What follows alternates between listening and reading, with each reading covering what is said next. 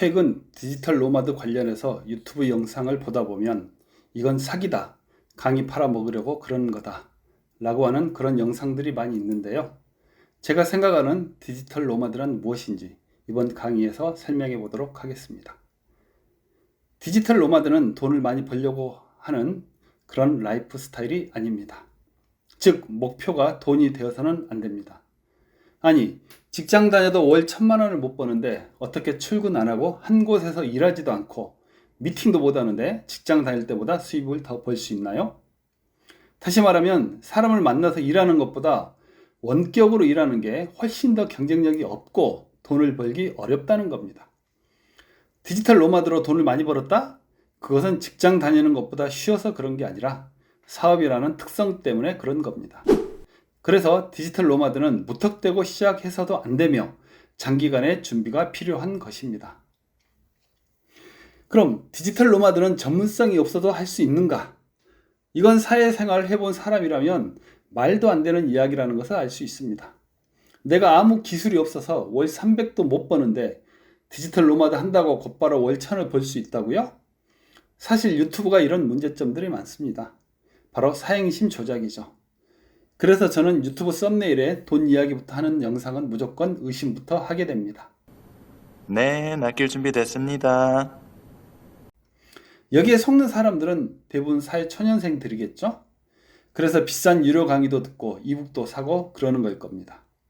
많은 수강료를 지불하고 나서 그렇게 해보면 쉽게 돈 벌 줄 알았는데 막상 시도해보니 안 되거든요. 자본주의가 이래서 무서운 거예요. 그래서 사기당했다고 생각하는 겁니다. 본인은 경쟁력도 없는데 마치 하나의 팀만 알고 있으면 돈을 많이 벌 수 있는 것처럼 착각하게 만드는 거죠. 그래서 단점을 알려주지 않는 비즈니스 강의는 거르시는 게 좋습니다. 자, 그럼 전문성이란 무엇일까요? 돈을 벌 수 있는 전문성이란 것은 반드시 프로그램이나 디자인 같은 기술적인 부분만을 의미하지는 않습니다. 쇼핑몰 판매업이나 무역업, 마케팅, 블로그, 작가, 사진사 등 기술 또는 비기술을 포함한 자신만의 경쟁력을 갖춘 노하우를 의미합니다. 여러분, 사업 잘하는 거, 장사 잘하는 거 모두 전문성입니다. 어떤 일을 하든 간에 충분한 돈을 벌고 있다. 그러면 그 사람은 자신의 영역에서 전문가인 것입니다. 길거리에서 붕어빵을 팔아도 구두수선을 해도 돈을 잘 벌고 있으면 그 사람은 전문가입니다. 세상에는 공짜가 없습니다. 내가 경쟁력이 없는데 돈을 많이 벌 수 있다고요? 그러면 나는 사기를 당하고 있을 확률이 큽니다. 놓치지 않을 거예요. 쉽게 돈 벌려고 하는 것들을 보면 주식, 코인, 도박 등 이런 것들이 있죠. 왜 돈 벌기가 어려울까요? 원리는 단순합니다. 세상의 모든 돈은 주인이 있기 때문입니다. 모든 돈은 다 주인이 있는데 누가 그 돈을 당신에게 함부로 줍니까? 당신이 그에 합당한 서비스나 대가를 지불했을 때만 그 돈을 주는 것입니다. 즉, 가치 있는 제품 또는 기술적인 서비스와 돈을 교환하는 거죠. 우리가 편의점 가서 1,000원짜리 물건을 하나 사려고 해도 이 물건이 1,000원의 값어치가 있는지 꼼꼼히 따지지 않나요?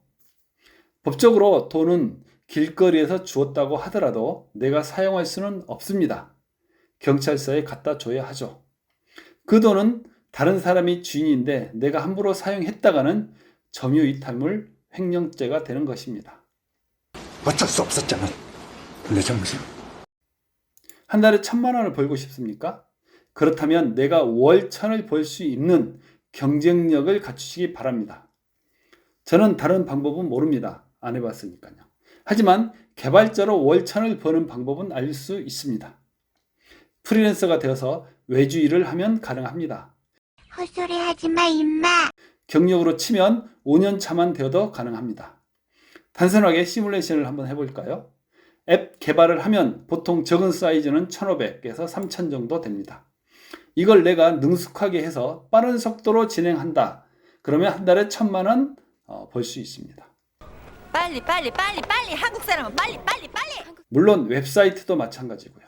하지만 직장에서는 내가 아무리 업무에 능숙하고 야근까지 해서 빨리 끝낸다고 하더라도 내 수입은 월급 이상을 넘지 못합니다. 그래서 사람들이 경력이 쌓이면 프리랜서 개인 사업자로 전환하려고 하는 거죠.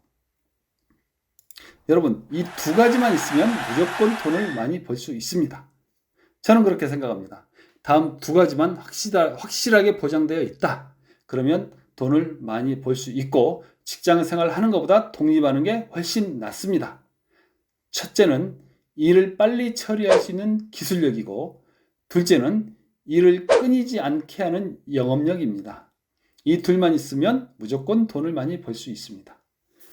근데 대부분 보면 기술력은 연차가 쌓이고 약간의 재능이 있으면 가능하지만 영업력은 그렇게 만만한 것이 아닙니다.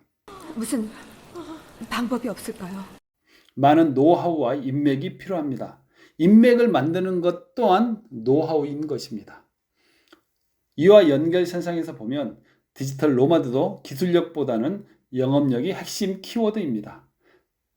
이 부분은 경험 없이는 절대로 나올 수 없는 부분이거든요. 그래서 제 강의는 디지털 노마드가 되기 위해 어떻게 영업을 하고 거래처로 만들고 인맥까지 발전시키면서 편하게 일할 수 있는지에 대한 답변을 드리려고 합니다.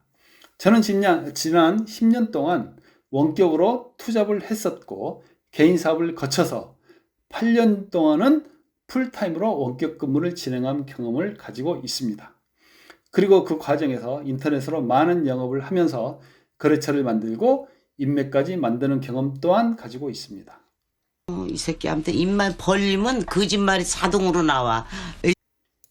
자, 그러면 디지털 노마드의 목적은 무엇일까요? 그것은 고수입이 아닙니다. 물론 노하우가 쌓이면 고수입도 가능합니다. 하지만 그것이 첫 번째 목적이 되어서는 안 된다는 이야기인 것입니다. 사실 수입을 벌어들이는 건 직장 다니는 게 제일 쉽습니다. 여러분, 직장 생활에 돈 벌기 힘들다고요? 그렇다면 프리랜서나 개인 사업자를 한번 해보시기 바랍니다. 아마 이런 말이 절로 나올 겁니다. 직장 생활이 제일 쉬웠어요 하고요. 야, 정말 다들 열심히들 산다. 정말 열심히들 살아. 그러면 왜 노마드를 하려는 것일까요? 그것은 바로 공간의 자유입니다. 직장 생활은 회사라는 공간을 절대 벗어날 수 없습니다. 잘해봤자 해외 출장 정도 되겠네요. 하지만 이마저도 제가 원하는 장소가 아닙니다.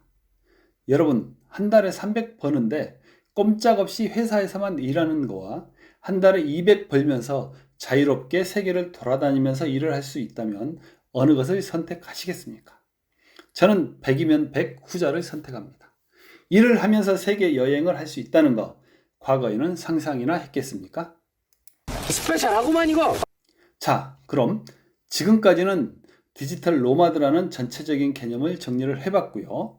제 강의의 목적은 개발자로서 노마드의 삶을 어떻게 준비하고 살아갈 것인가에 대한 특화된 이야기입니다. 저는 오랫동안 원격 일을 했지만 코로나 시대를 지나오면서 재택근무에 대한 많은 시도가 있었던 부분을 굉장히 긍정적으로 평가하고 있습니다. 그동안 기업들은 재택근무를 쉽사리 시도할 수 없었는데 코로나 때문에 반강제적으로 운영할 수밖에 없었던 거죠. 그리고 여기에 참여했던 많은 직장인들이 소위 재택근무의 맛을 알아버린 것입니다. 오죽하면 재택근무 하다가 출근하라고 하니까 퇴사까지 해버리는 일이 발생하겠어요? 모든 책임 내가 질 거야. 저는 사실 예전부터 원격 근무를 주장해왔던 사람입니다. 특히 IT 업종은 굳이 출근을 해서 회사 안에만 갇혀서 일을 할 필요가 없거든요. 20년 전 벤처 열풍이 불 때 그때는 스타트업이라고 안 하고 벤처라는 말을 사용했습니다. 개발 회사들에서는 높은 파티션으로 사무실을 구성하는 게 유행인 적이 있었습니다. 회사 사무실에 들어가 보면 파티션이 미로처럼 되어 있어서 직원들의 얼굴을 쉽사리 볼 수가 없었습니다. 그래서 그 사람과 이야기하려면 파티션의 코너를 돌아서 입구 아닌 입구로 들어가서 이야기를 해야 했지요.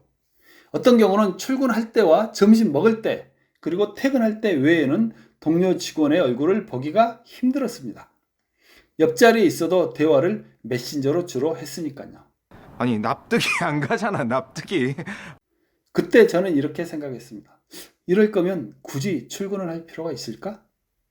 그러다가 어느 순간 문화가 다시 바뀌어서 파티션을 없애고 서로 얼굴을 보고 일하는 시대가 되었죠. 그때는 원격 회의 툴이 발전하지 않았고 인터넷 속도도 느렸기 때문에 100% 재택근무를 하기는 무리가 있었습니다.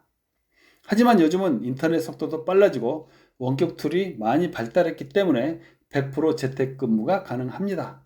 그래서 회사와 직원 간에 어느 정도 합의만 이루어진다면 장소의 제약을 받지 않고 재택근무가 100% 가능하다고 생각하는 것입니다.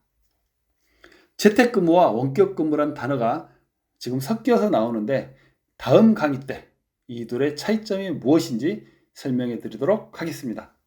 이상입니다.